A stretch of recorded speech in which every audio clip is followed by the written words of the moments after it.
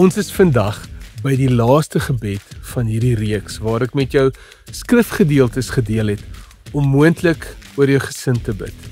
Weereens, lees die skrif en bid dit eenvoudig terug oor jou geliefdes in jou eie woorde. Hier is vandag se gebed, 'n gebed vir beskerming. Psalm 121 vers 7 tot 8 gee vir ons hierdie belofte oor God se beskerming. Die Here bewaar jou van alle kwaad en hy beskerm jou lewe. Die Here hou wag oor jou, of jy kom of gaan, nou en vir altyd. Kom ons bid saam. Vader, beskerm elke een in my gesin van enige kwaad en van elke plan van die vyand teen hulle. Bedek ons met die vrede en bewaar ons harte en ons gedagtes in Christus Jesus.